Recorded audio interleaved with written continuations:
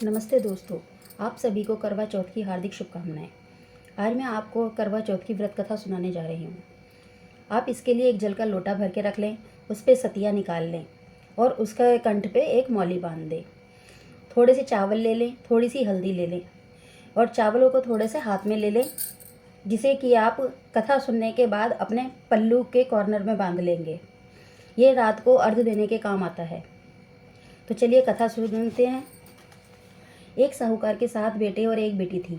सातों भाइयों की लाडली बहन थी। 8 भाई बहन एक साथ मिलकर बैठकर खाना खाते थे। लड़की की शादी हो गई, उसके बाद उसका पहला करवा चौथ पड़ा। कार्तिक की चौथ आने पर बहन ने करवा चौथ का व्रत रखा। जब सातों भाई खाना खाने आए तो उन्होंने बहन को भी खाने के लिए बुलाया। तो माँ बोली, आज इसका करवा चौथ का व्रत है और जब चांद निकलेगा तब ये अर्घ देकर ही खाना खाएगी। तब भाइयों ने जंगल में आग जलाकर छलनी में से चांद दिखा दिया। बहन भाभियों से बोली कि चलो अर्घ दे दें, चांद निकल आया है। तो भाभियां बोली, नहीं, ये तेरा चांद निकला है, हमारा चांद तो रात को निकलेगा। बहन चांद को अर्घ देकर भाइयों के साथ खाने बैठ गई।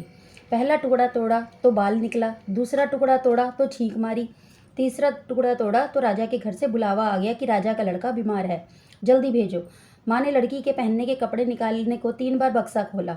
तीनों बार सफ़ेद कपड़े निकले। तब माँ ने वही कपड़े पहनाकर ससुराल भेज दिया। लड़की की साड़ी के पल्ले में एक सोने का सिक्का बांधकर माँ ने कहा कि रास्ते में जो भी मिले सबके पैर पड़ती जाना, जो तुझे सुहाग का आशीष दे उसे ही ये सिक्का देकर अपने पल्ले में गांठ लगा लेना। रास्ते में किसी ने भी पैर पड़ने पर सुहाग की आशीष नहीं दी और सबने यही आशीष दी, ठंडी हो, सब्र करने वाली हो, 7 भाइयों की बहन हो, अपने भाइयों का सुख देखने वाली हो। अब ससुराल के घर पहुंची तो दरवाजे पर छोटी ननद खड़ी मिली। बहन उसके पैर पड़ी तो ननद बोली, सीली हो, सपूती हो, 7 बेटों की माँ हो, मेरे भाई का सुख देखने वाली हो। यह आशीष सुनकर उसने सोने का सिक्का ननद को दे दिया और अपने पल्ले में गांठ मार ली। अंदर गई तो सासू जी ने कहा कि ऊपर कोठरी है, वहां जाकर बैठ जा। जब वह ऊपर गई तो उसने अंदर जाकर देखा कि उसका पति मर चुका है। अब वह उसे लेकर उसी कोठरी में पड़ी रही और उसकी सेवा करती रही। उसकी सास दासियों के हाथ बची कुछ रोटी भेज देती। इस प्रकार उसे अपने पति की सेवा करते करते 1 साल हो गया। करवा चौथ का व्रत आया। सारी पड़ोसनों ने नहा धोकर करवा चौथ का व्रत रखा। सबने सिर धोकर हाथों में मेहंदी लगाई, चूड़ियाँ पहनी। वह सब देखती रही। एक पड़ोसन बोली, तू भी करवा चौथ का व्रत कर ले। तब वह बोली, मैं कैसे करूं? तो पड़ोसन बोली, चौथ माता की कृपा से सब ठीक हो जाएगा। पड़ोसन के कहने से बहू ने भी व्रत रखा। थोड़ी देर के बाद करवे बेचने वाली आई। करवे लो री करवे लो, भाइयों की प्यारी करवे लो, दिन में चांद उगवाने वाली करवे लो, ज़्यादा भूख लगने वाली करवे लो। बहू ने आवाज़ लगाई, ए करवे वाली, मेरे को करवे दे जा। करवे वाली बोली, मेरी दूसरी बहन आएगी, वो तेरे को करवे देगी। दूसरी बहन आई, करवे लो री करवे लो, भाइयों की प्यारी करवे लो, दिन में चांद उगवाने वाली करवे लो, ज़्यादा भूख लगने वाली करवे लो।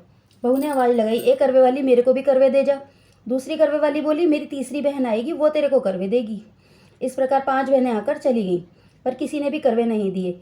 फिर छठी बहन आई और बोली, मेरी 7वीं बहन आएगी, वह तुझे करवे देगी। तू सारे रास्ते में कांटे बिखेर कर रख देना।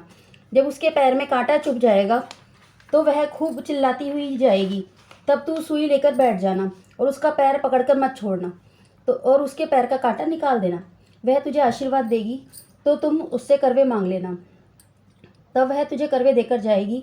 तब तू उद्यापन करना, जिससे तेरा पति अच्छा हो जाएगा। अब उसने वैसा ही किया। सारे रास्ते में कांटे बिछा दिए। जब 7वीं बहन करवे लेकर आई तो पाँव में कांटा चुभने के दर्द से खूब चिल्लाती हुई आई।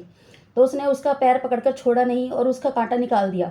जब उसने आशीर्वाद दिया तब बहू ने उसके पैर पकड़ ली और बोली कि जब तूने मुझे आशीर्वाद दिया है तो करवे भी देकर जाएगी। उसने बोला, तूने तो मुझे ठग लिया। यह कहकर चौथ माता ने उसे आँख में से काजल, नाखूनों पर से मेहंदी, मांग में से सिंदूर और चितली अंगूठी का छींटा और साथ ही करवे भी दे दिए। अब करवे लेकर बहू ने उद्यापन की तैयारी की और व्रत रखा। राजा का लड़का ठीक हो गया और बोला, मैं बहुत सोया। वह बोली, सोए नहीं, 12 महीने हो गए आपकी सेवा करते करते। कार्तिक की चौथ माता ने सुहाग दिया है। उसका पति बोला कि चौथ माता का उद्यापन करो। अब उसने चौथ माता की कहानी सुनी, उद्यापन का खूब सारा चूरमा बनाया और जीम कर वे दोनों चौपट खेलने लगे। इतने में उसकी बांदी तेल की बनी पूरी सब्जी लेकर आ गई। दोनों को खेलते देखकर सासू से जाकर बोली, महलों में खूब रौनक है, तुम्हारे बहू बेटे चौपट खेल रहे हैं। इतनी सुनकर सासू देखने आई। दोनों को देखकर बहुत खुश हो गई। बहू ने सासू के पैर दबाए और सासू बोली, बहू सच सच बता, तूने क्या किया? उसने सारा हाल अपनी सासू को बताया तो राजा ने सारे शहर में ढिंढोरा पिटवाया कि अपने पति के जीवन के लिए सब बहनें करवा चौथ का व्रत रखें। पहली करवा चौथ को अपने पीहर में जाकर व्रत रखें। हे चौथ माता, जैसे राजा के लड़के को जीवन दान दिया वैसे सभी को देना, मेरे पति को भी देना। कहते सुनते सब परिवार की स्त्रियों का भी सुहाग देना। करवा चौथ की कथा सुनने के बाद गणेश जी की कथा अवश्य सुने। उसके बाद लोटे के जल को सूर्य भगवान को अर्पित कर दें।